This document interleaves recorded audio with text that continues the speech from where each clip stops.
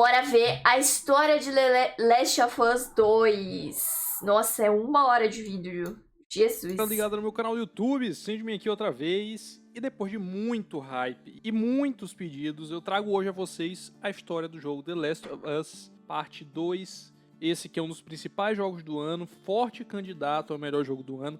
Foi um sucesso de crítica, um jogo que era extremamente aguardado, um jogo que conseguiu manter o mesmo nível de narrativa do seu antecessor, com uma história muito imersiva, cheia de cenas marcantes e repleto de reviravoltas.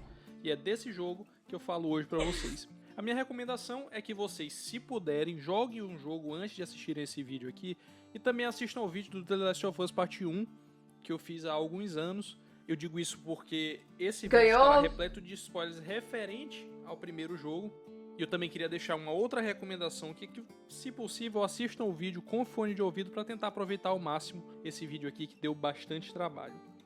Eu preciso fazer uma observação antes de iniciar também, que nesse vídeo eu não adotei a cronologia apresentada no jogo, eu escolhi determinados momentos para falar primeiro, independente da forma que o jogo apresenta esses momentos aos jogadores. Lógico, de uma forma que certas revelações importantes da história logo de cara. Então, para quem tava com saudade dos vídeos longos, esse aqui definitivamente verdade, em contrapartida, eu queria fazer um pedido a vocês, que é logo no começo do vídeo, deixa o like para evitar de esquecer. Me segue lá no Instagram que eu mas será que eu vou jogar mesmo? E se inscreva aqui caso não sejam inscritos. Antes de não iniciar o vídeo, eu queria não sou muito gamer. PlayStation Brasil que me deu esse jogo no lançamento, que possibilitou esse vídeo aqui também. Então, depois dessa longa apresentação, vamos para aquele que eu considero como um dos melhores por dentro da história já feitos por mim.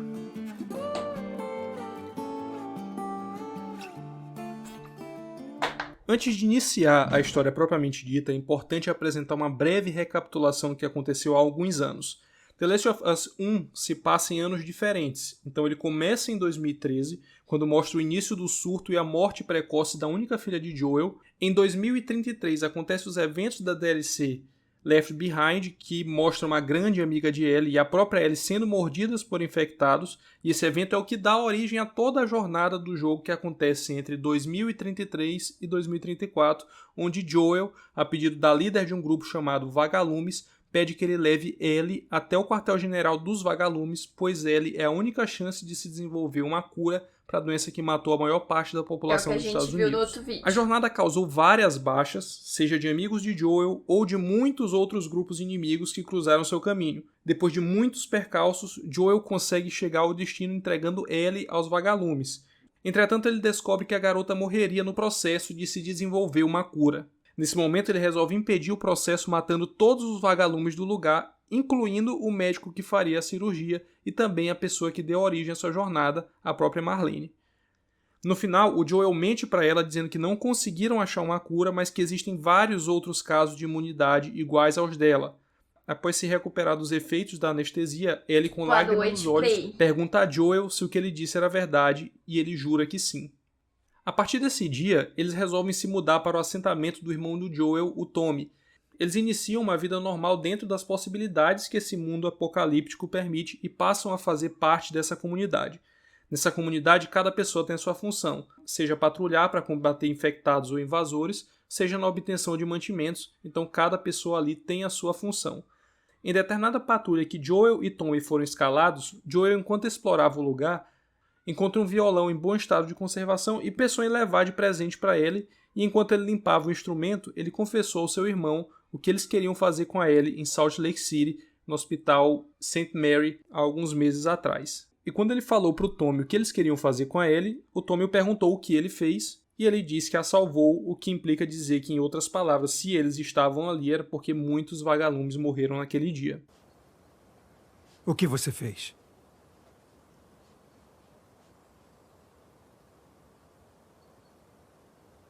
Salvei ela. Apesar da revelação bombástica, Tommy diz a seu irmão que teria feito a mesma coisa e garante levar esse segredo para o túmulo caso ele julgue necessário. Nossa, Por mas estar nessa vida mais calma, Joel passa a se né? aproximar mais da Ellie e querer de fato ter um relacionamento de pai e filha com ela. Isso porque desde eventos passados ele já vinha desenvolvendo esse sentimento por ela, muito por conta da perda precoce da sua filha. Nesse momento, com mais tempo livre, ele inclusive tenta cumprir uma promessa que fez a ela quando prometeu ensiná-la a tocar violão. Ele mostra a ela o violão que ele encontrou em uma das suas patrulhas e toca uma música para ela chamada Dias Futuros, onde uma das estrofes parece expressar exatamente o sentimento dele por ela, que diz assim: se por acaso eu te perdesse, eu com certeza perderia a mim mesmo. Ele mostra que sabe tocar e cantar e entrega o violão a ele, prometendo começar as aulas no dia seguinte. Passa-se algum tempo e chega o aniversário da Ellie, e Joel prepara uma surpresa para ela. Ele a leva para conhecer o Museu de História de Wyoming. Lá ele mostra algo inédito para ela, algo que ela sempre admirou, que eram dinossauros. O museu estava praticamente intacto. Então esse detalhe faz com que essa experiência se pareça com o que as crianças tinham ao chegar a esse lugar. Ellie tem nesse dia aquilo que mais se aproxima de um relacionamento paternal. Ellie cresceu sem pai e sem mãe, o mundo que ela nasceu já era um mundo caótico, então ela não sabia como era o mundo antes da epidemia, e todos que eram próximos dela morreram ao longo da sua vida, e por isso esse dia se torna tão especial em anos. E ela está acompanhada da pessoa que mais se importa com ela em todo o mundo. Ela nada, mostrando que aprendeu a nadar. Tem mochila ainda. Brinca, explora o museu de dinossauros, o que a deixa maravilhada, em seguida conhece um observatório e por último Joel a mostra uma estação espacial réplica da que foi utilizada quando o homem foi à Lua. Lá ele entrega um presente que ela nunca imaginou receber. Feliz aniversário, garota. O que é isso? É uma coisa que deu a maior trabalheira pra achar. Toma.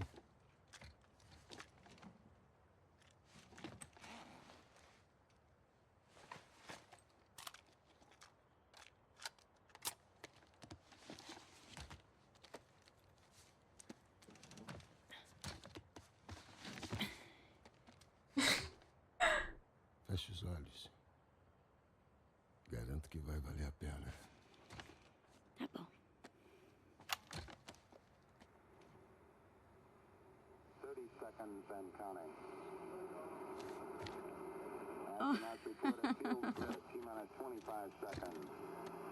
Nossa, cara, mas é muito lindo esse jogo, mano. Até, tipo, o braço ali dele, até as veias do braço, tudo.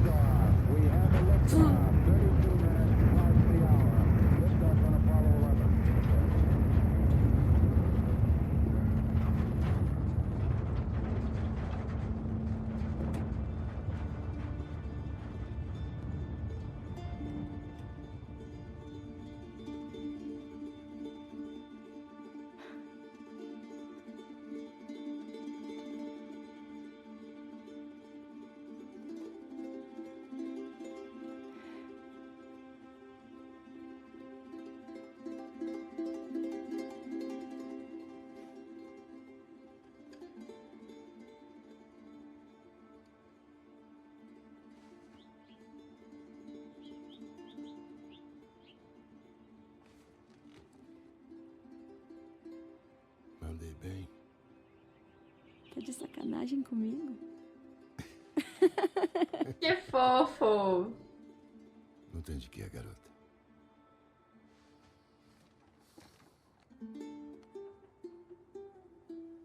Um ano se passa e Ellie sai para fazer uma patrulha junto de Tommy, que nota que ela tem alguma coisa estranha. Ela parece estar bastante preocupada, mas também não explica o motivo dessa preocupação. O Tommy leva ela para atirar em alguns infectados e em seguida a leva até Joel, que estava esperando por eles. Tommy pede que Ellie fale mais com Joel. Ao que tudo indica, ele, ou algo relacionado a ele, é possivelmente um dos motivos dela estar tão apreensiva, e isso estava refletindo na forma que ela o estava tratando. Joel novamente comenta sobre ela usar o violão e menciona que as cordas do violão que ele deu a ela nunca foram trocadas, então eles vão até uma loja de instrumentos musicais procurar por essas cordas, aproveitando que a tal loja se encontra no caminho da patrulha deles. No lugar eles são surpreendidos por diversos infectados, incluindo instaladores e o infectado no seu último estágio, que é o Bloater. Esse infectado é morto por Joel quando ele estava prestes a matar a Ellie.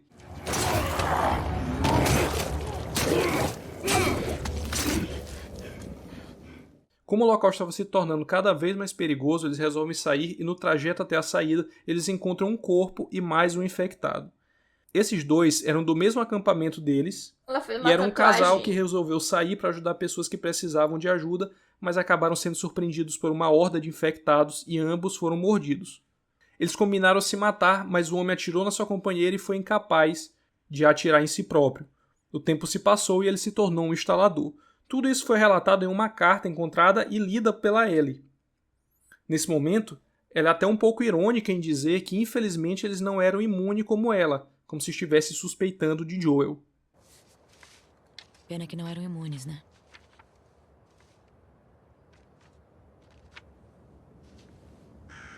Bom, vamos. Boa noite, Que eu Lu. tome, aí a gente leva os corpos para Jackson. Quando você me tirou do hospital dos vagalumes, você disse que tinha dezenas de pessoas como eu.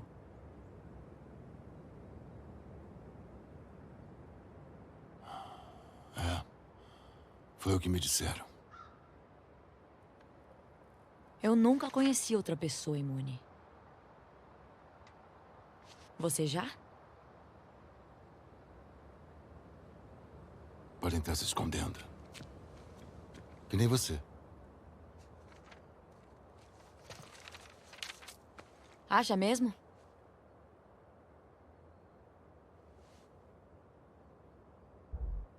Acho que não é hora para esse assunto. Atravessamos o país inteiro pra você me levar pros vagalumes. Eu tinha tantas perguntas pra eles. E por que você me tirou de lá ainda inconsciente? Porque eu deixei fazerem os exames. Mas vi que iam ser inúteis e quis tirar a gente de lá. Como você sabe que iam ser inúteis? Se você tivesse dado Ellie. mais tempo, eles podiam ter descoberto Ellie. alguma coisa. Não tinha nenhuma cura. Eles não podiam ter feito nada por essas pessoas, nem por ninguém. Sei que você queria que as coisas fossem diferentes. Eu também queria. Mas não são.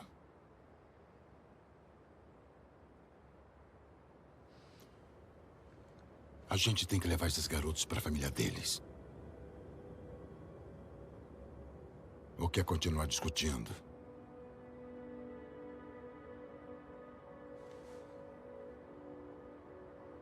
Não.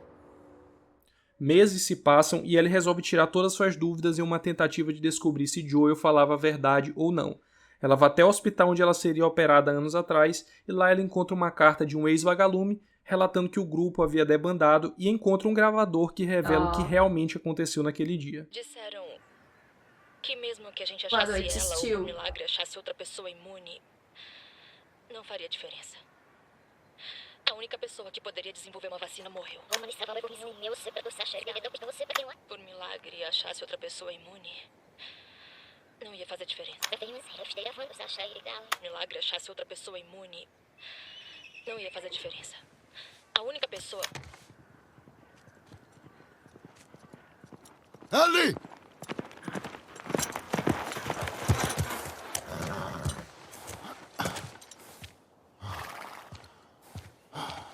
Vem cá. Você ficou maluca? Que ideia foi essa de fugir no meio da noite? Fala comigo. Imagina, ela morre no meio da Você noite. não pode me deixar só um bilhete, pô. E olha lá, um PS5. Que isso? Me fala. O que aconteceu aqui?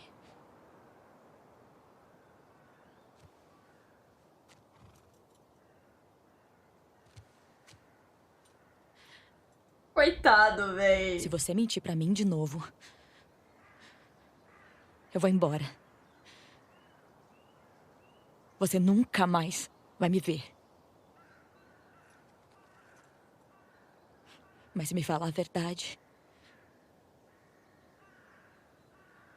eu volto pra Jackson. Vocês é foda, hein, com esses comandos, hein? Pode ser o que for.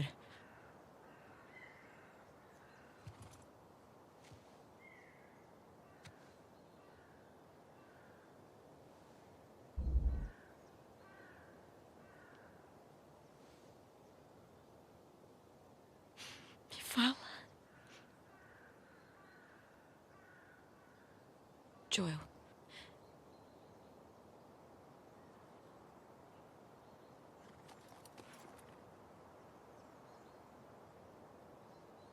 Fazer uma vacina.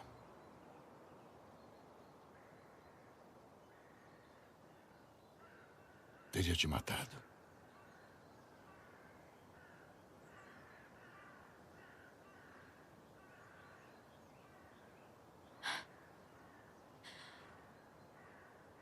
Eu não deixei.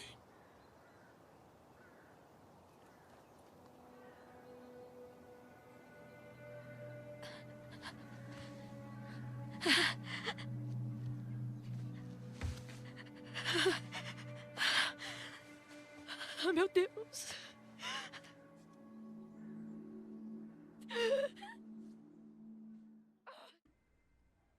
Ela confronta Joel dizendo que voltará a Jackson, mas diz que a partir daquele momento eles não têm mais nenhuma ligação. E a gente acabou.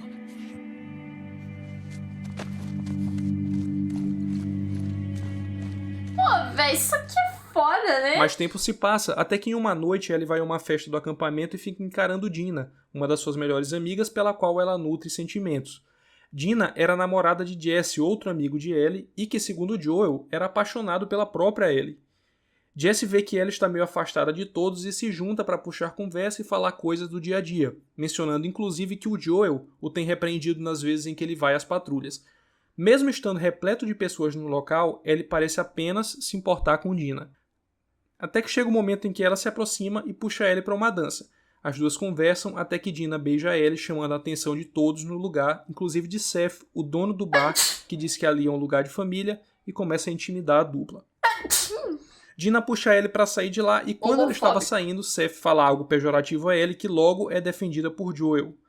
Entretanto, ela diz que Joel não tem nada a ver com ela e que ele não tem o direito de defendê-la, demonstrando que ela não o perdoou pelo que aconteceu no hospital. E você, vem cá, vamos dar uma volta. E eles, hein? Isso não é problema seu. Você precisa tomar um ar. Você tá bem, garota? Qual o seu problema? Ele não tinha o direito... E você tem? Porra, Ellie. Não preciso da sua ajuda, Joel. Ajuda a te ajudar, véi. Vergonha, tadinho dele. Coitado. Na mesma noite, ela vai até ele, talvez como uma forma de arrependimento, e o chama para conversar.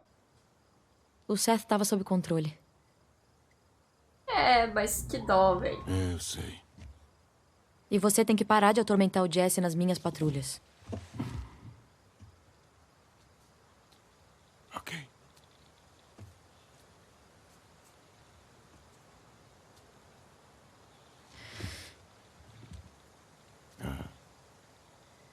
Dina. Ela é sua namorada? Não, Picante. não. Ela foi só um beijo. Não significa nada. Ela só... Eu não sei porque ela fez aquilo. Mas você gosta dela.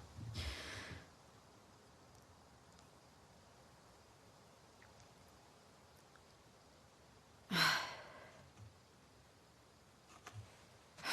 sou tão burra. Olha, eu não faço ideia de quais são as intenções dela, mas... eu sei que ela será sortuda se ficar com você.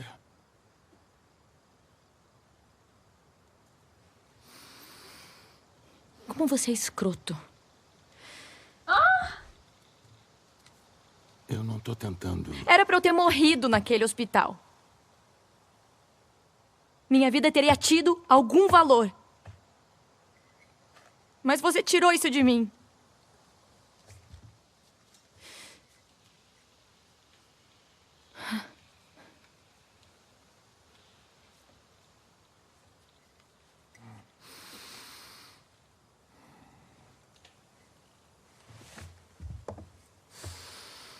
Se Deus me desse uma segunda chance naquele momento, eu teria feito tudo igual.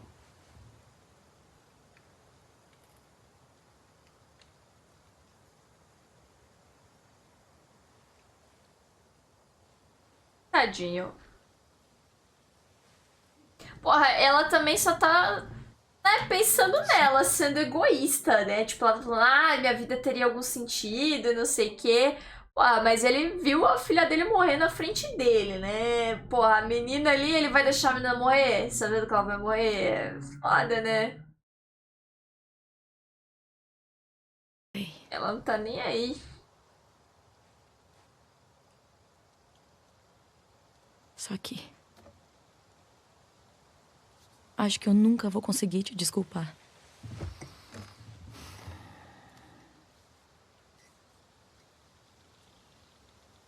Mas tô disposta a tentar.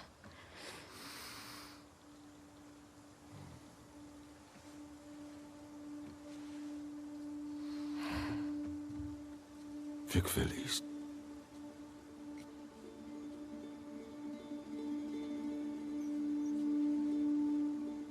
É. Mas ele também pensou nela, né? Em salvar ela, no caso. Mas não no que ela queria. A gente se vê.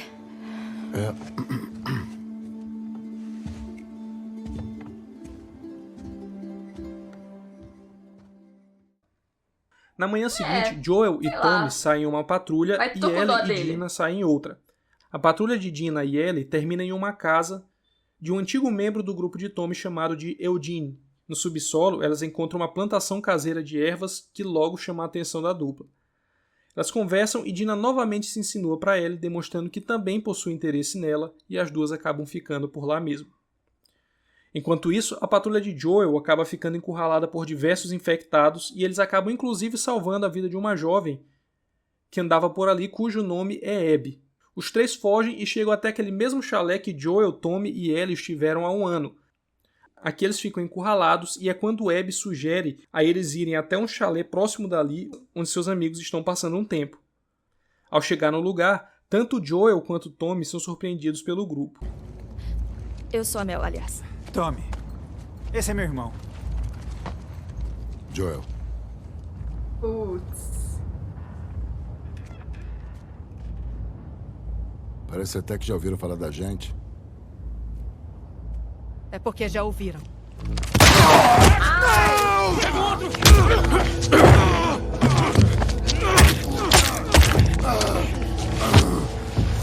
Ora, tudo certo? Ele apagou. Segura ele. Tommy! Me larga! Me larga!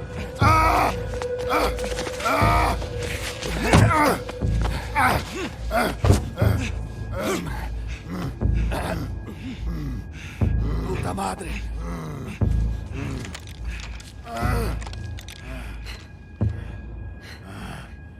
Joel Miller.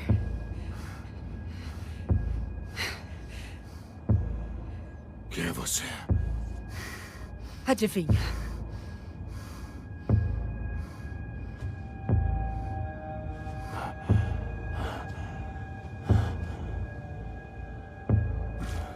Vagalumes. Fala logo o discurso que você preparou e acaba logo com isso.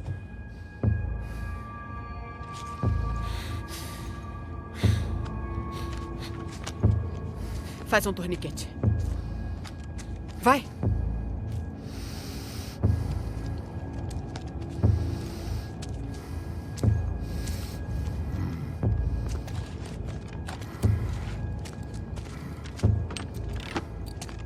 Não se mexe, porra. Puta merda!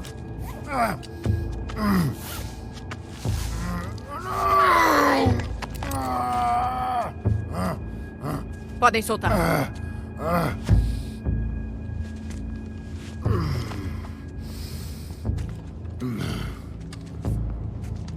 Ah, não, não quero ver isso, não.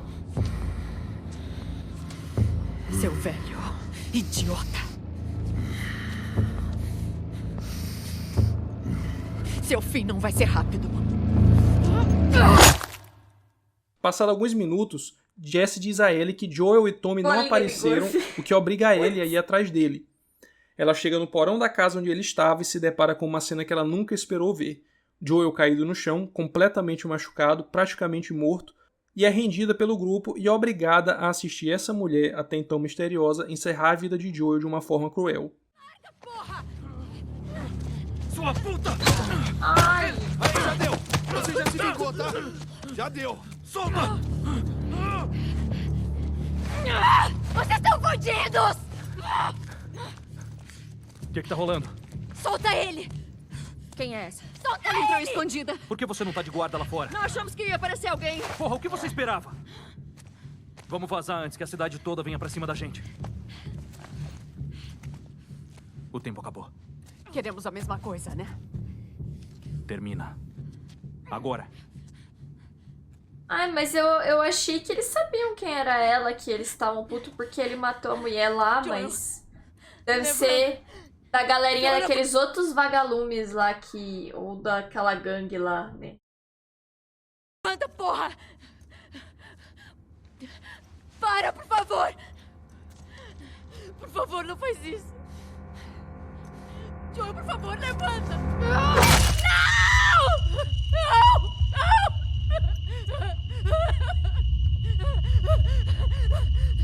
Queima no inferno, pendejo.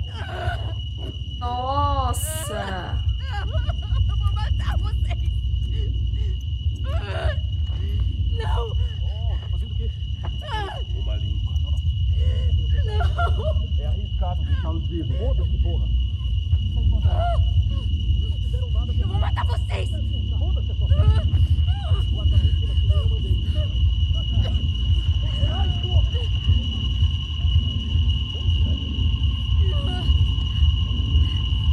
Pesado. Após jurar vingança contra ela, ela é golpeada e acaba desmaiando. O que aconteceu a Joel não aconteceu de forma gratuita, e todos aqueles que estavam naquele lugar tinham seus motivos para querê-lo morto, especialmente a Abby. Mas para que se possa ter noção do real motivo por trás desse desejo, é importante que voltemos a 4 anos, quando a Abby e o seu pai ainda faziam parte dos vagalumes de Salt Lake City. Inicialmente é apresentada a relação amorosa que Abby tinha com seu pai, que assim como ela parecia ser uma boa pessoa, e isso fica evidenciado no comportamento que ele tem ao ver uma zebra presa em um arame farpado, onde Abby, Jerry e Owen, um outro vagalume e interesse amoroso da Abby, tentam libertar o animal do sofrimento dele, e esse é o comportamento que se espera de alguém bom. Assim que eles fazem isso, o Owen informa a Jerry que a garota que Marlene havia falado sobre a imunidade chegou até esse hospital. Eu não havia falado, mas Jerry é médico e por isso o interesse na Ellie. Ele toma conhecimento que já estão realizando os testes nela. É feita uma bateria de exames na Ellie e constatam aquilo que eu já falei algumas vezes. Ela realmente é imune à infecção e o Cordyceps sofreu uma mutação no organismo dela. Mas para que eles possam pensar em extrair uma cura, ela deveria morrer no processo e isso gera um conflito entre a Marlene e o Jerry. Tem jeito de remover o espécime sem destruir o hospedeiro. O hospedeiro? Ela é uma menina, não é uma placa de Petri. Você acha que eu não... Eu tô ciente da situação. E tudo bem matar ela? Não, tudo bem pra mim desenvolver uma vacina que vai salvar milhões de vidas. Quantos vagalumes morreram por muito menos? Foi escolha deles. Você tá me pedindo ou me informando que vai ser assim? Eu tô implorando pra você. E se fosse a Abby? Olha, é tudo que nós vivemos lutando, todos os sacrifícios, as coisas horrendas, tudo isso vai ser justificado nesse instante. Se fosse a sua filha, o que você faria? Marlene aceita o que ele fala e diz que irá contar a notícia a Joel, pois é justo que ele saiba o que irá acontecer, pois ele viajou o país inteiro até chegar a entregar a ele aos vagalumes. A Abby ouviu parte dessa conversa e responde ao seu pai a pergunta que Marlene fez a ele, que caso ela fosse imune, ele deveria fazer a mesma coisa, pois, em outras palavras, o todo é bem mais importante que o individual. O que se desenrola é o que já foi visto. O médico assassinado por Joel era o pai de Abby, e esse foi o gatilho que impulsionou a sua busca, para não dizer obsessão, por vingança. Depois do massacre promovido por Joel, o grupo dos vagalumes se dissolve e Abby, Owen e outros ex-vagalumes resolvem iniciar uma nova vida em Seattle. Depois de alguns meses, eles se juntam a um grupo militar chamado Washington na Luta pelo Futuro, sigla WLF, um grupo altamente organizado e liderados por um homem chamado Isaac. Abby e Owen são novatos nesse grupo, mas mesmo assim começam a quebrar algumas regras, como por exemplo se ausentar do acampamento, e eles fazem isso pois o Owen disse que queria mostrar um lugar a Abby e ele a leva até um aquário. Ali eles descobrem que existia uma família onde a mãe havia sido assassinada pelos militares e o pai resolveu não fazer nada, e em razão disso os 2 filhos do casal resolveram se vingar e se unir a um grupo chamado de Cicatrizes ou Serafitas, que eram os inimigos da WLF. A Abby já havia comprado a narrativa do Isaac e já via os Cicatrizes como inimigos, mas o Owen tenta mostrar a ela que tudo depende do ponto de vista, já que os próprios vagalumes um dia também foram vistos como terroristas pelos militares. E explorar esse lugar e saber mais sobre essa família mostra a eles que as coisas nem sempre são preto ou branco. Nesse atual momento, Abby e Owen estavam namorando e em um momento ele tenta algo mais, mas a Abby evita, mostrando que ainda está muito chateada por não ter nenhuma pista sobre o paradeiro de Joel. Apesar disso, ela está obstinada a tentar achá-lo, e isso visivelmente deixa Owen chateado, pois, ao que tudo indica, o objetivo de vida dela passou a ser vingar o seu pai. Alguns meses se passam e Owen e Abby já não são mais um casal, apesar disso são bons amigos. Owen constantemente frequenta o mesmo aquário e agora ele namora com uma outra ex-vagalume, uma médica chamada Mel. Abby se mostra mais bem-humorada que o de costume e diz que encontrou uma pista de um assentamento onde o Joel pode estar, e a pista é bem fidedigna, pois foi dado por um ex-vagalume que conhecia o Tommy. Ela diz que conseguiu a autorização de Isaac para buscar por Joel e todos os ex-vagalumes do seu grupo já deram seu ok, ela precisa agora somente da confirmação de Owen. Eles viajam até Wyoming e encontram o assentamento de Jackson, e assim que Owen descobre a localização do assentamento, ele conta a Abby que Mel está grávida, deixando ela visivelmente incomodada com a notícia. Ela segue sozinha e acidentalmente, após ser surpreendida por uma horda de infectados, ela acaba sendo salva por Joel e Tommy. E o que se desenrola a partir daqui todos já sabem. Aqueles vagalumes que estavam no hospital em Salt Lake City e que aceitaram se vingar de Joel estão todos reunidos nessa sala e o torturam e posteriormente o matam. Os ex-vagalumes são Mel, a médica e namorada de Owen que estava grávida, ela é a que se apresenta a Tommy inicialmente, Nora é a que golpeia Tommy com a coronha da pistola, Nick é um dos que seguram o Tommy, Jordan é o que tem o rosto cortado por Ellie e que posteriormente a chuta enquanto está no chão, Manny é o que cospe no corpo de Joel e tenta matar Ellie em seguida, e os já conhecidos Abby e Owen. Além deles, há uma mulher que só estava lá acompanhando que não tem muita participação, chamada Leah.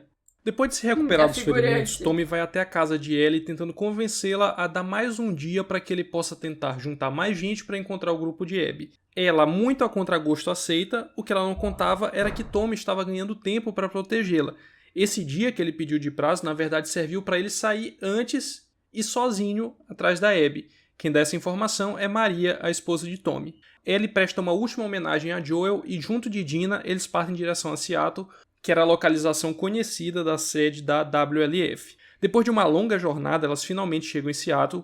A uma primeira vista, o lugar parece ter sido palco de uma guerra civil, as estradas estão destruídas e podem ser vistos corpos de diversas pessoas espalhados pelo local, principalmente de membros da FEDRA, a organização militar que comandava as zonas de quarentena há alguns anos. Os confrontos foram travados entre a WLF e a FEDRA, o que resultou na vitória da WLF e a aparente extinção da FEDRA.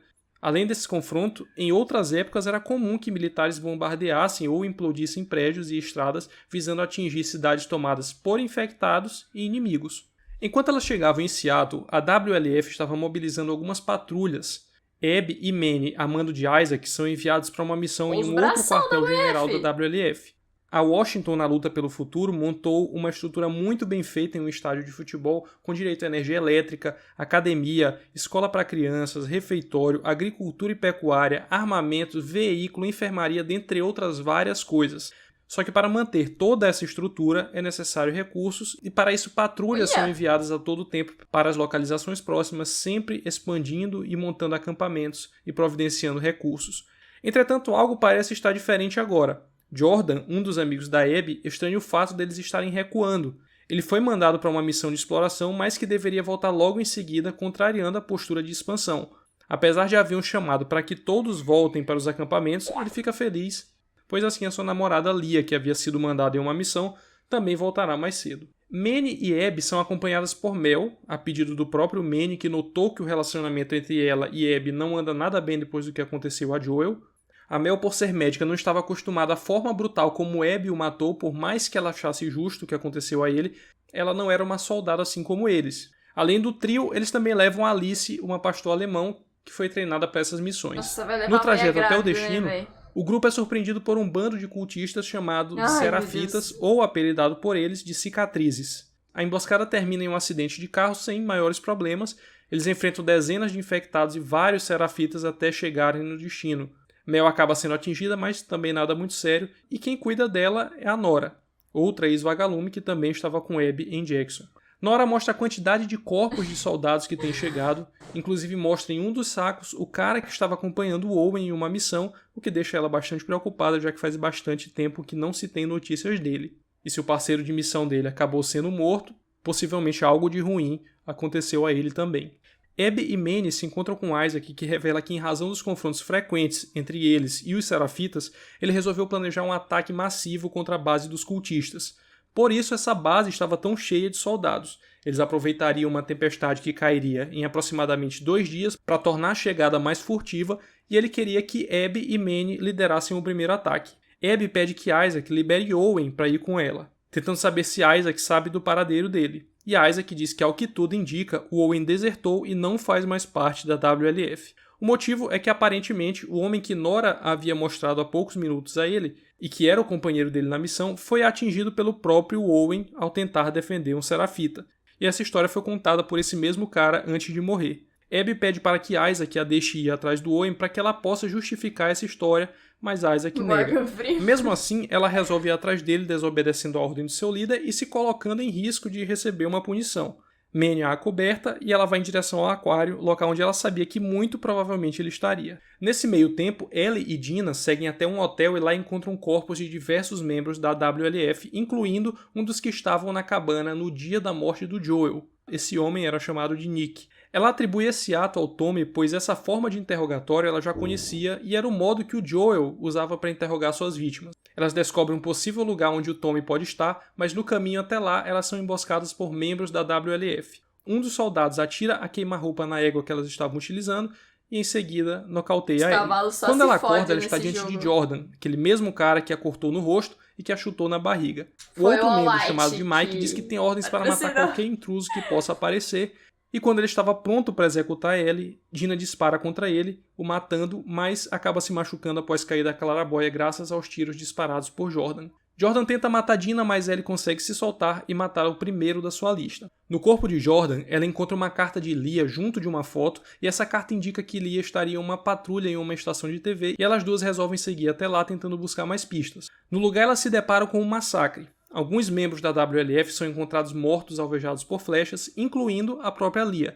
Enquanto Ellie buscava por pistas do resto do grupo, uma outra patrulha da WLF, que resolveu investigar o motivo de não estarem respondendo os contatos, aparece no lugar forçando as duas a saírem do local. Na fuga, elas acabam caindo em um lugar repleto de esporos e a máscara de Ellie acaba quebrando. A Dina prontamente se solidariza com sua namorada e decide entregar a máscara a ela, mas Ellie revela que é imune aos esporos e retira a máscara para provar isso. Elas continuam fugindo de uma horda de infectados até que Dina parece não aguentar mais o cansaço e as duas resolvem descansar em um teatro próximo dali. No lugar, as duas têm um desentendimento. Primeiro pela surpresa em saber que existia alguém imune, e segundo porque a Dina aproveita para revelar que suspeita que está grávida. O que a gente vai fazer agora? Vixe! Nada. Eu só preciso descansar um pouco. Mas que merda. Desde quando você sabe? Atrasou umas semanas atrás. Semanas? Mas a gente podia... A gente ainda podia ter voltado. Eu não sabia. Eu não tinha certeza. Eu não queria ser um fardo pra você. E o que você tá sendo agora? Por conta do clima ter ficado mais pesado entre as duas, aí ele vai dar uma olhada no lugar para garantir se elas estão em segurança. Durante esse tempo, Abby estava se dirigindo para o acampamento de Owen e no trajeto acaba sendo pega por um grupo de serafitas liderado por uma mulher chamada Emily. Abby é levada até a floresta para ser enforcada num ritual de libertação feito pelos serafitas. Junto dela, uma jovem chamada Yara também é capturada. A principal razão dessa jovem ser capturada é que ela é considerada uma apóstata, ou seja, desistiu de ser uma serafita e por isso deveria ser punida com a morte. Enquanto Abby era enforcada, Yara foi levada para ter o mesmo destino. Entretanto, após ela cuspir na Emily, é dada a ordem aos 2 cultistas para que cortassem as asas dela, que basicamente significa quebrar os braços dela. Eles conseguem quebrar apenas um, pois são interrompidos por flechas vindas da floresta. Essas flechas foram disparadas pelo seu irmão. Abby aproveita a situação para aplicar um triângulo e imobilizar Emily enquanto Yara termina o serviço. Vendo que foi salva por Abby, Yara ordena ao seu irmão que solte Abby. Mal dá tempo dela se recuperar e eles já são atacados por vários espreitadores. Após derrotar a maioria deles, Abby leva a dupla para um lugar seguro e continua seu caminho até Owen. Ela chega até o aquário, mais precisamente em um barco que Owen tem trabalhado nos últimos tempos, e lá ele explica o que aconteceu entre ele e Danny. Ele havia brigado com o Serafita e o atingiu o homem na cabeça, e esse homem tranquilamente poderia ter pego a sua arma, mas evitou, como se pedisse para Owen encerrar a sua vida. Owen não conseguiu matar o homem, só que vendo a cena, o Danny obrigou o Owen a matá-lo, apontando a sua arma para ele. Ao se defender, o Owen acabou atingindo o Danny. A Abby tenta convencê-lo a voltar, dizendo que ele agiu em defesa própria, mas a verdade é que Owen cansou dessa vida e quer ir atrás dos vagalumes que aparentemente estão se reunindo em Santa Bárbara. Abby aparenta não se importar com essa reunião e alega que Owen não amadureceu por ainda estar preso ao passado, e eles acabam se desentendendo, e o Owen questiona a hipocrisia de Abby. A briga não dura nada e eles terminam a briga resolvendo algo que deixaram pendente no passado. Se os vagalumes estiverem mesmo em Santa Bárbara, aí eu vou pro outro lado, cacete.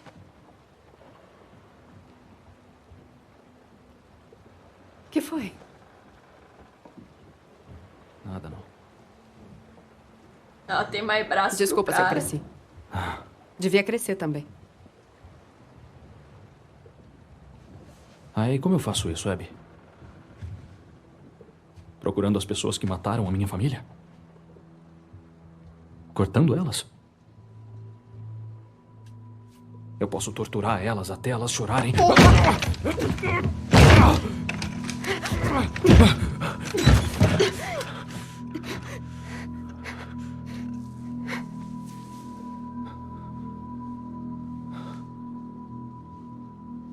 Abby. A gente briga, mas a gente se ama. É isso.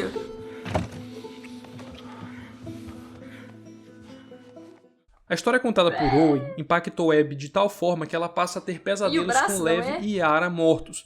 Por isso, na manhã seguinte, ela resolve sair para salvá-los. Ela chega até onde tinha deixado ambos e os leva de volta até o aquário. Mel e Owen estranham a atitude de Abby, mas resolvem ajudar. Abby precisaria trazer medicamentos para fazer a amputação do braço de Yara, pois esse seria o único jeito de salvá-la, só que para isso eles precisariam tomar um atalho construído pelos Serafitas. Nesse trajeto, Abby fica sabendo mais sobre Lev, que na verdade era uma menina no seu nascimento, e seu nome era Lily. Na sociedade Serafita, assim como em todas as outras, cada membro tinha uma função e Lily tinha o interesse de ser uma guerreira assim como sua irmã. Porém, não foi essa tarefa escolhida para ela, e sim ser esposa de um dos anciãos. Como forma de revolta, ela raspou sua cabeça e passou a se denominar Lev. A verdade é que Lev contou como se sentia sua irmã e ela o alertou a nunca dizer como se sente perante os outros, pois ele estaria correndo sério risco caso ele o fizesse. Entretanto, o ato de raspar a cabeça foi visto como heresia, daí o motivo de tanto Lev quanto Yara serem vistos como apóstatas. E por isso eles estavam sendo procurados para sofrerem a punição. Lev e Abby chegam até o hospital para buscar mantimentos e lá ela acaba sendo presa por ter desobedecido Isaac. Para a sorte dela, ela acaba sendo solta e ajudada por Nora, que orienta onde ela pode conseguir os medicamentos que ela precisa. Abby encontra no subsolo desse hospital todos os suprimentos médicos necessários para que Mel possa fazer a operação em Yara. E assim acontece. Mel realiza a amputação do braço de Yara e salva a vida dela. Nesse período em que Abby esteve no hospital, Ellie e Dina descobrem através de um rádio os postos avançados da WLF e ouvem nesse mesmo rádio que um homem sozinho começou a atacar o grupo no setor 14. Ela supõe que esse intruso seria o Tommy. Ellie então deixa a Dina descansando e vai até o lugar, e lá ela descobre que na verdade quem estava lá era Jesse. A dupla acaba sendo perseguida pelos soldados e posteriormente por uma horda de infectados e acaba aos trancos e barrancos sobrevivendo. Algumas horas depois, eles voltam até o cinema para descansar e pela primeira vez Ellie se sente como se estivesse sobrando naquele lugar, tudo motivado pela forma como Dina estava tratando Jesse. Jesse descansa e Dina passa a cuidar de um dos ferimentos de Ellie e aproveita para informar que tem informações de Nora e que ela estava em um hospital próximo buscando mantimentos. Então Ellie parte direto para o mesmo hospital que Abby estava horas atrás. Ela chega no hospital matando todos que encontrou pela frente até chegar na Nora. Ela a rende perguntando informações sobre a Abby, mas a Nora consegue de alguma forma fugir e deixar Ellie mais indignada ainda. Você ainda ouve os gritos dele? Que? Eu ouço toda noite.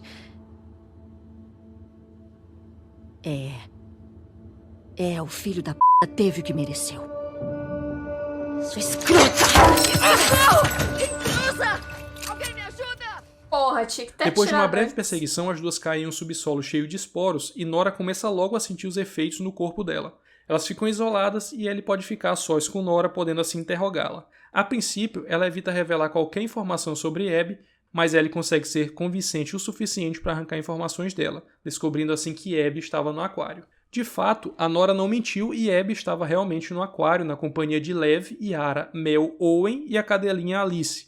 Há um plano traçado por Owen para todos ali, onde ele queria fugir para Santa Bárbara, onde havia rumores de uma reunião dos vagalumes, e ele queria levar todos ali com ele. Abby presencia duas discussões nesse momento. A primeira entre Yara e Lev, que discutem pois Lev queria levar a mãe deles junto. Só que Yara sabe que se a mãe o visse daquela forma, ela certamente o mataria. A segunda discussão acontece justamente com a Mel, que começa a agir por ciúme, imaginando que Abby estava ajudando os dois Serafitas apenas para impressionar o Owen. O Lev não quer sair de Seattle. O Owen chamou eles pra Santa Bárbara. A cara do Owen. Imaginei que você já teria dissuadido ele da ideia. Na real, eu vou com eles. Mas só se você não for. O quê? Ele pode acreditar no seu teatrinho com as crianças. Mas eu não. Não tem teatrinho nenhum. A maior matadora de cicatrizes do Isaac ficou tocada? Nada a ver com Owen, né? Eu nem sempre fiz a coisa Você certa. é um lixo de pessoa, Abby. Putz. Você sempre foi. Eu cansei de você. Que isso, hein? Você quer ajudar essas crianças? Saia da vida delas enquanto ainda não fudeu tudo. Caralho.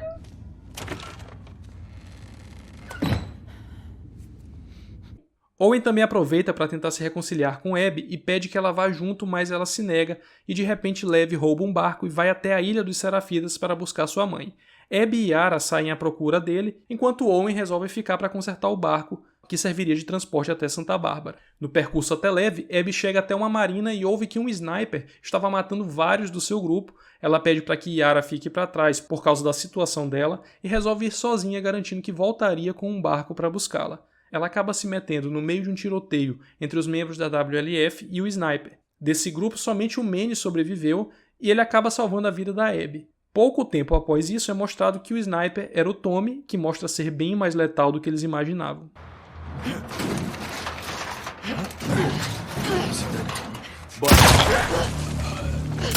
Caralho, que susto! Ao perseguir Meu Tommy, Deus. ela é surpreendida por ele e graças a Yara, ela se salva e acaba derrubando Tommy na água. De lá, as duas seguem para a Ilha dos Não é possível Serafitas. que só eu que Enquanto assustei. isso, Ellie sai acompanhada de Jesse para ir até o aquário, só que no meio do caminho, eles ouvem alguns soldados que foram chamados com urgência para a marina por causa de um sniper que estava causando muitas baixas, e Jesse deduz que esse sniper muito provavelmente é o Tommy. Então ele resolve ir até lá para ajudá-lo. A Ellie, por sua vez, acha melhor eles irem para o aquário buscar pela Abby. Em razão dessa discordância, cada um segue um caminho. Jesse vai procurar pelo Tommy e a Ellie vai procurar pela Abby. Para piorar o caminho dela, ela enfrenta uma tempestade que derruba o seu barco e mesmo assim ela consegue chegar a nado no aquário sorrateiramente. Primeiramente ela mata a cadelinha Alice e depois rende Owen e Mel. Ela ameaça a dupla dizendo que quer a localização da Abby que se eles fizerem isso, ela deixaria eles vivos. A Mel cogita entregar a Abby por estar completamente irritada com ela, porém o Owen a freia, fazendo-a lembrar de quantas vezes a Abby salvou a vida dela. Ellie mostra o mapa que ela vinha usando esse tempo todo para rastrear o grupo, e usando a mesma tática aprendida com Joel, ela pede que eles apontem a localização dela. Owen tenta reagir e é atingido no peito por um tiro. Mel faz a mesma coisa, mas também acaba morta. Ao descobrir que Mel estava grávida, ela começa a surtar não só por ter acabado de matar uma mulher nessas condições, como também por lembrar tudo o que fez até chegar ali. Jesse e Tommy surgem e conseguem fazer com que eles saiam de lá. Abby chega até a Ilha dos Serafitas bem no momento em que a WLF invade o local. Ou seja, ela está no meio de um fogo cruzado e o que já era muito difícil só piora. Apesar disso, elas conseguem encontrar Lev, que havia matado acidentalmente sua própria mãe. A mãe dele resolveu atacá-lo por conta da sua heresia e praticamente retalhou seu rosto e o seu corpo, e ele revidou e ela acabou caindo e batendo a cabeça. Sem tempo para mais conversas, o trio tenta voltar para o barco, mas é surpreendido pelo grupo de Isaac. A primeira a ser alvejada é Yara. Em seguida, ele demanda que Abby saia da frente para que ele possa atirar em Lev. Abby se recusa e Yara, que ainda estava viva, atira contra Isaac e em seguida é morta com vários tiros. Abby e Lev fogem. Quando os dois voltam para o aquário, eles encontram os corpos de Owen e Mel, e graças ao mapa esquecido por Ellie, agora Abby pode ir atrás deles. No cinema acontece um confronto. Abby rende Tommy e em seguida Ellie e Jesse aparecem. Jesse logo é alvejado no rosto e morre. Ellie acha que o motivo dela estar indo atrás do Joel era porque ele havia matado vários vagalumes, mas a verdade é que não era exatamente isso. Abby estava a ponto de matar Ellie, mas Tommy impede e acaba levando um tiro no rosto também. Começa uma perseguição entre as duas e por conta do porte físico bem maior, a Abby acaba levando vantagem. Ellie é salva por Dina, que começa a ferir Abby com uma faca, só que logo é atingida por uma flecha de Lev. Abby destroça com a Dina, e quando ela iria matá-la, Ellie pede para ela não matá-la pois ela estava grávida. Lembrando que sua inimiga fez a Mel, ela vê nesse ato uma vingança melhor ainda. Entretanto, Lev a chama a razão, fazendo ela repensar e deixar as duas vivas.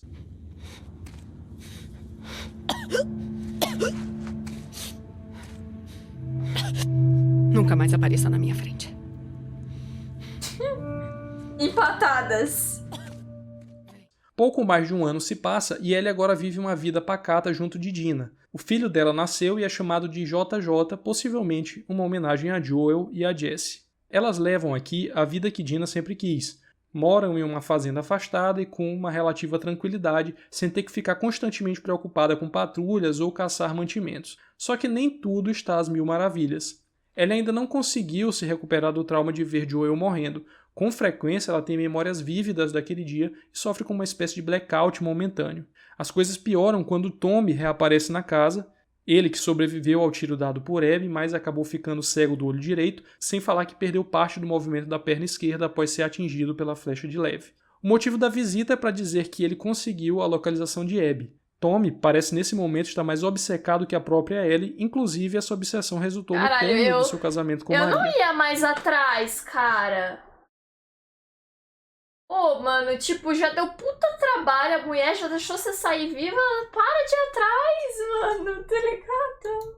Inicialmente, Ellie se recusa a ir atrás de Abby, causando a revolta de Tommy, que não pode mais ir atrás dela em função da sua condição física. Dina também se irrita e manda que Tommy nunca mais volte. Mesmo tendo dito não, Ellie passa a ficar cada vez mais atormentada, não só pelo fato da morte de Joel, mas também por Abby escapar praticamente impune. Então ela toma uma decisão. Ela decide ir atrás de Abby, mesmo ouvindo da Dina que caso ela vá nessa busca novamente, ela irá embora junto de JJ.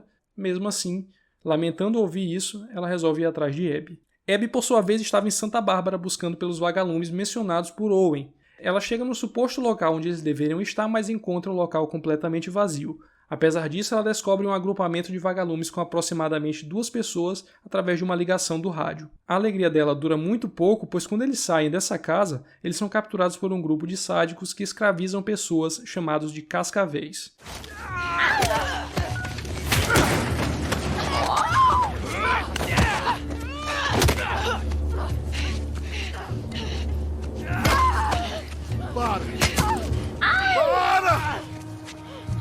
Não mata ela agora! Alguns meses se passam e Ellie se depara com esse mesmo grupo e consegue informações que levam ela até Abby.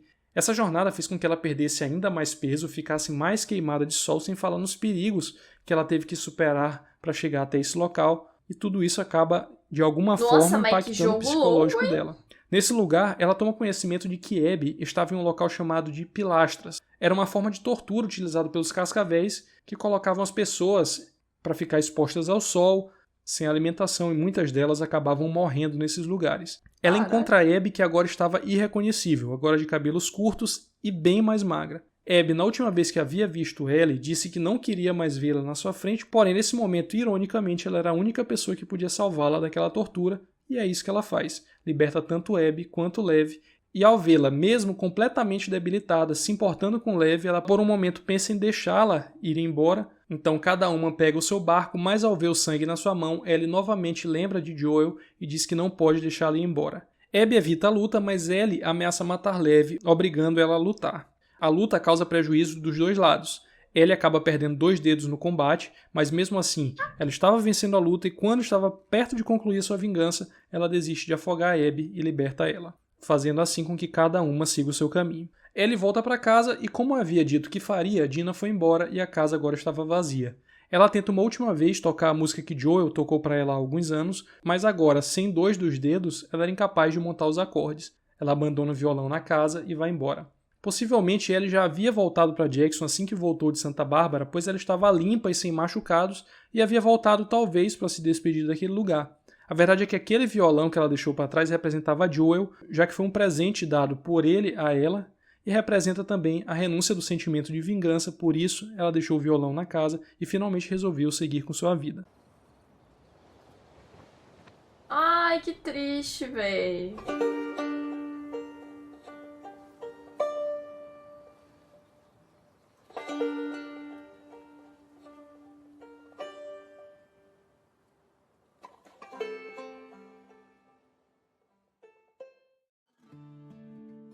Como muitos já estão acostumados, a parte dos inimigos é uma subdivisão que eu faço dentro do quadro Por Dentro da História para classificar e explicar a origem de alguns inimigos do jogo, e aqui eu farei um breve resumo, mas a título de informação eu vou lançar uma playlist completa, separada e individual de cada inimigo e afiliação do jogo bem mais detalhada, e no caso do The Last of Us Parte 2, nós podemos subdividir em 2 classes, sendo humanos e infectados. Os humanos fazem parte de afiliações que são Vagalumes, que era um grupo contrário às forças militares, e a participação desse grupo foi bem mais aguda nos eventos do primeiro jogo. Eles enfrentaram por anos as forças militares, que eram resquício do governo americano, e o motivo do confronto era a discordância dos métodos adotados pelos militares na zona de quarentena. O grande objetivo dos Vagalumes no primeiro jogo era buscar uma cura através de uma operação de engenharia reversa na única pessoa conhecida que possuía a imunidade a essa infecção do Cordyceps, que era a Ellie. Após o massacre promovido por Joel no Hospital St. Mary, o grupo praticamente deixou de existir e alguns dos seus membros se aliaram a novas facções, como por exemplo a Washington na luta pelo futuro, ou WLF. Por conta dessa sigla WLF, eles também são conhecidos por lobos, remetendo assim ao inglês wolf. Eles conseguiram se sobrepor às forças militares da zona de quarentena e passaram a agir de forma semelhante aos militares, impedindo que as pessoas saíssem do grupo e agindo de forma hostil a maioria das pessoas que não faziam parte do grupo. A WLF é liderada por Isaac Dixon. Inicialmente não era ele o líder do grupo, mas à medida que a cadeia de comando foi morrendo nas lutas contra os militares, ele passou a ser considerado líder e sob a sua... Paulo Fanarix, muito obrigado pelos 6 vezes. Paulo underline Fan underline da underline Xi, obrigada a Raya pelo sub miau. Aoba. Muito obrigado pelos 6 vezes, tamo junto demais, Paulo. É nóis. A liderança foi que a WLF passou a ter mais êxito, tanto no que diz respeito a um aumento do grupo, quanto no controle de áreas estratégicas. Com o passar do tempo, esse grupo não via mais os militares como principais inimigos, e sim um outro grupo chamado de Serafitas. Os Serafitas são cultistas que seguem as regras de uma suposta profetisa que atribuiu o caos que caiu sobre a humanidade a um castigo por conta da evolução tecnológica.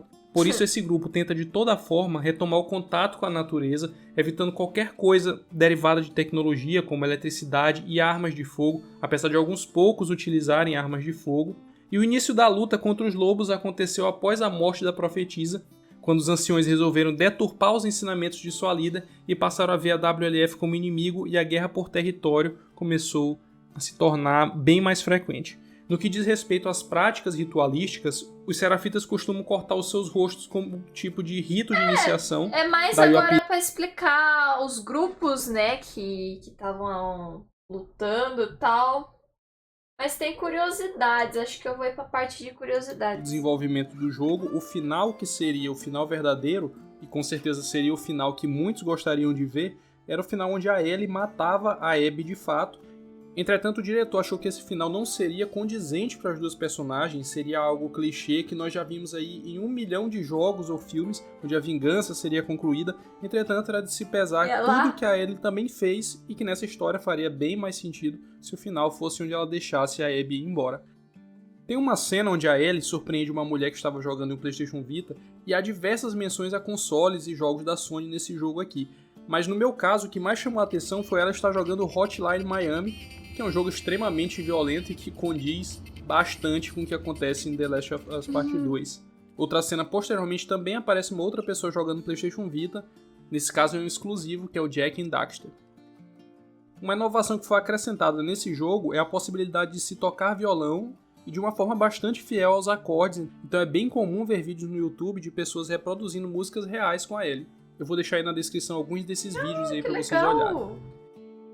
Existe uma série de referências feitas à cultura pop que vão desde músicas, como por exemplo a música cantada pelo Joel, bem no começo do jogo, é uma música do Pearl Jam, ou também as cartinhas encontradas pela Ellie que fazem referência aos heróis da Marvel ou da DC, mas de todas a que eu achei mais interessante foi a referência ao Jurassic Park, que acontece quando o Joel menciona que assistiu a um filme de dinossauros que ele gostava bastante, inclusive menciona que o filme ganhou uma continuação não tão boa em comparação com o primeiro filme, se referindo ao Jurassic Park, inclusive mencionando a cena do Triceratops, quando o Dr. Ian Malcolm comenta a obra feita por um dos dinossauros. E para encerrar, eu termino com uma frase no mínimo estranha dita pelo Joel a Ellie um dia antes dele morrer, que foi essa aí. Onde conseguiu isso? Com aquele pessoal da semana passada. Um pouco vergonhoso o que eu tive que dar em troca, mas... não é ruim. Essa frase gerou muita dúvida sobre o que o Joel teria dado em troca desse café, e o problema é que eu vi que essa dúvida só aconteceu aqui no Brasil, então fui ver o áudio original e a palavra utilizada por ele é trade, que significa troca, mas no sentido de comércio ou negócio, como se ele tivesse envergonhado por negociar algo de valor por algo supérfluo como café. Então é isso, galera. Espero que vocês tenham gostado do vídeo. É que a gente é brasileiro, né? Leva tudo por trás, não é mesmo? Nossa, mas legal esse jogo, hein, gente? Muito bonito. Nossa, a diferença do primeiro pra esse aqui. Caramba! E que história, tadinho do Joel. Morrer daquele jeito, coitado. Ó dó. Real, assim. Ah, quem sabe um dia eu tento jogar, né? Mas agora eu já sei a história. É, tem que jogar o primeiro, né? Pra poder jogar o segundo.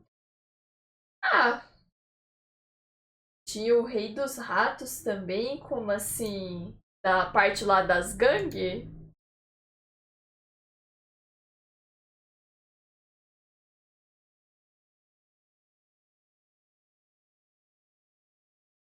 Quem sabe um dia eu jogo aqui com vocês, né? Mas até lá, a gente fica com o react do vídeo. Vivi pra ver a Kat jogando The Last of Us. Não joguei, né? Vi o vídeo, mas tamo aí. É infectado gigante. Vocês já jogaram? E o grupo tá bombado, é? Não. Já.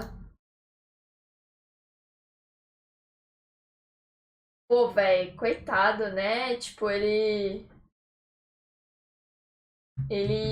só queria o bem da Ellie no final. Joguei o primeiro. Já zerei o primeiro jogo umas 6 vezes e o 2 ainda não joguei. Caraca, 6 vezes? Eu acho que pra computador não tem. Tem um remake, né? Acho que do 1 pra computador. Mas acho que o 2 não.